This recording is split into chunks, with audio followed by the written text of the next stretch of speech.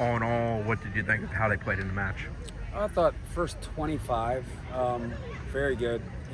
Urgent, good on the ball, good movement of the ball, created chances. As we talked about midweek, made their goalkeeper make saves. Right, left at halftime, having gotten I think 2/3 of our shots on frame, and then at the end of the game, same thing, 2/3 of the shots on frame. Scored 3 goals. Their goalkeeper kept probably 3 or 4 pretty good looks out of the goal. So I think it was good. Second half, excuse me, we just talked about it and they owned it. Credit to our players. They owned it, said we got a little sloppy technically, not as dialed in as we should be. So that's a little bit disappointing.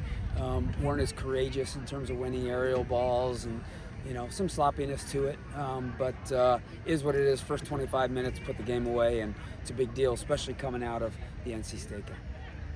With Soleil today, I mean, just the decisiveness she was playing with, her ability to get that goal and create some trouble. Just what do you see from her? Yeah, just so happy for her to get another goal.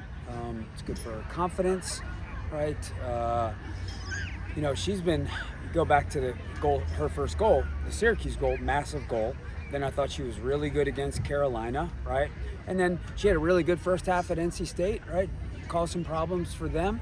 And we just got to keep building her up, right? And combination of all of our forwards can be dangerous, and you just want them all flying, right? Flying and confident, and like you said, I think you used the word decisive, right? That's a great word, right? And I think she's just that, and that is synonymous with confidence. I have a question. There were quite a few substitutions and changes to the starting lineup tonight. Can you kind of take me through your thought process or what factors kind of went into that? Good question. So we started Soleil for Rihanna Hudson, and I pulled the two of them in the other day and said, look, you guys are both playing great, and you're doing exactly what we want you to do, we ask you to do as a coach, make our job really difficult. And so instead of taking out the guesswork right now, for the time being, right, until performances tell us otherwise, we're going to rotate you guys a little bit. And so Soleil, you've been coming off the bench the last couple games. We'll start you Friday night against Miami, and then we'll go from there. So that was a thought. And then a similar situation with in Asia and Cam. I think they give us very different things, on the right side of midfield, and so just kind of a rotation thing because they both are playing well enough to start. And I think that was it. I think those are the only 2 changes, right? I have a question. So, how do you feel? How do you think you'll prepare for your team coming up on the road against a tough Notre Dame team who's ranked number 2? Yeah, I mean our team, especially our returners, right? They know Notre Dame pretty well. They know their players, have a ton of respect for their program, their players, their coaches. It's going to be a really tough game. They play a 3-5-2. It's what they've done for a while, right? We played them last year here in the quarterfinals of the ACC tournament. So it looks like it might be a little bit of a 3-5-2 versus a 3-5-2. So we'll just talk about, the tactics and their individual personalities and prepare and go give it a shot.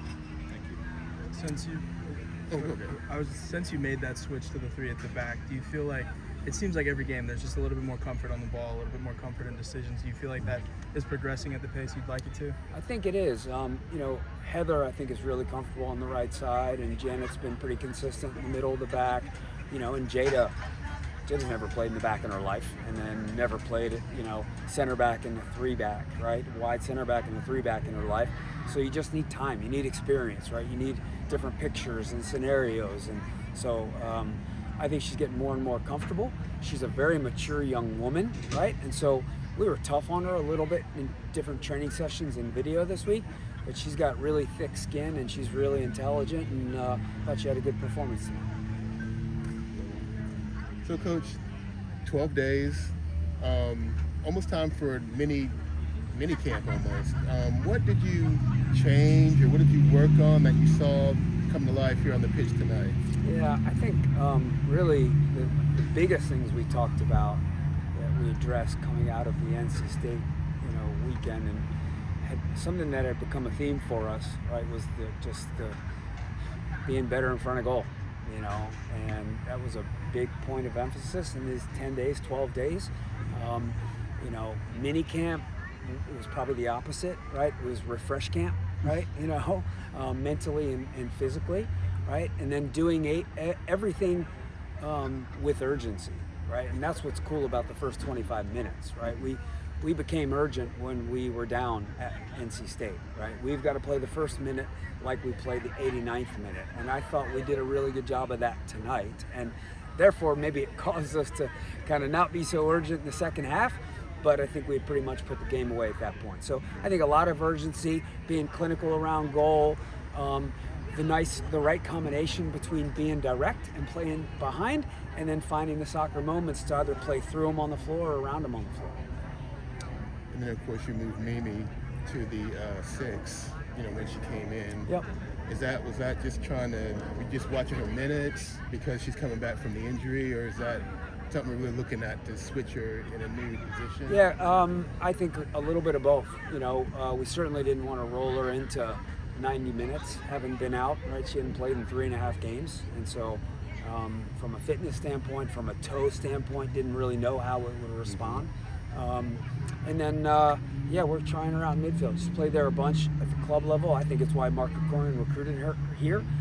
She was playing defensive center midfielder in ECNL National Championship, and she was an animal in there, and we think she can be good in there, and we're just, we want to be as aggressive defensively in the midfield as we are when we have the ball in midfield, and we think she can add something.